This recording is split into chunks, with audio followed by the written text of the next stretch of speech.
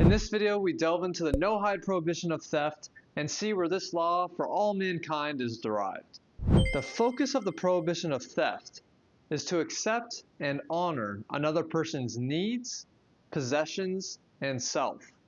Theft, in its different forms, causes destruction and deterioration to any society.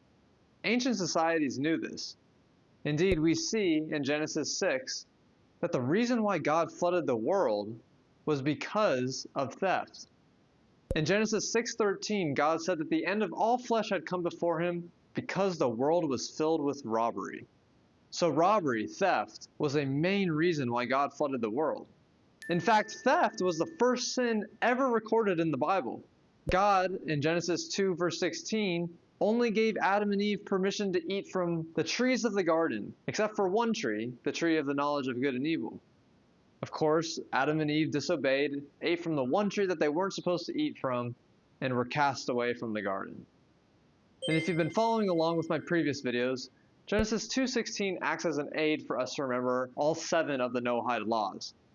It also helps us to remember the prohibition of theft because of every tree of the garden alludes to the fact that one may partake only of items that are permitted to him. With this prohibition, it's important to note that nothing in this world inherently belongs to anybody. God created this world. Everything inherently belongs to God.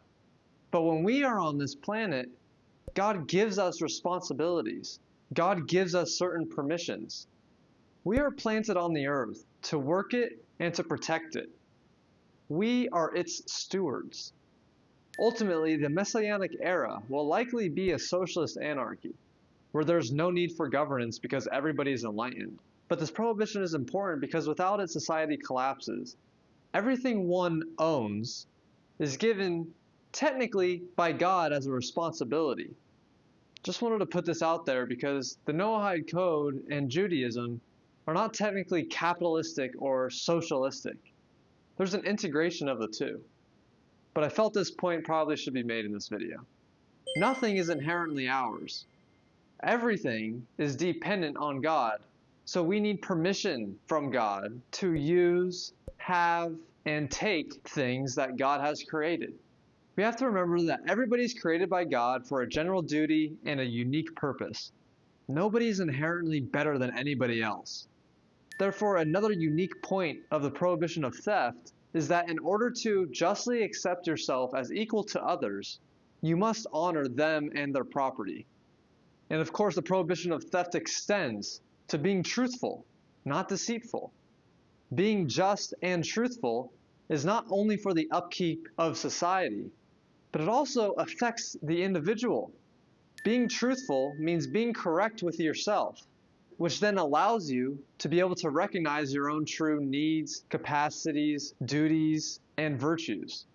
So we even see with Adam and Eve's first sin affecting the individual, and then the world's biggest sin with the flood, that theft is very broadly applicable. Now remember that we do not follow the Noahide laws because Adam or Noah followed them. We only follow them because they were repeated at Mount Sinai in front of the entire Jewish nation, which was the highest form of prophecy. And indeed, in the 10 Commandments, we find the prohibition of theft, as well as in Leviticus and Deuteronomy. So the basics of this prohibition include not to steal money or property that belongs to others, not to kidnap a person, not to defraud another person, not to withhold the wages due to a worker, not to commit extortion, not to cheat in buying or selling regarding the worth of merchandise, not to covet the property of another person, which extends to not to covet another man's wife. Don't be alarmed, we will get into this in another video. Not to damage another's property, according to Noahides, the Ramban, not to rape a woman. This last point can also be an offshoot of the prohibition of murder, which is the prohibition of injuring or harming another person. And then obligations to return a lost or stolen object to its rightful owner. This obligation includes freeing a kidnapped person, and to ask forgiveness of a person from whom one stole, wounded, or harmed in any way. One last point to note, if we adhere to the Noahide Code, and especially the prohibition of theft, we will eventually merit the fulfillment of God's promise in Isaiah 11 verse 9. They will not harm or destroy on all my holy mountain, for the earth will be filled with the knowledge of God as the water covering the seabed. Remember, we will more thoroughly uncover each of these basics of the prohibition of theft in future videos, so subscribe to stay tuned. I hope you guys learned something. Thank you for watching.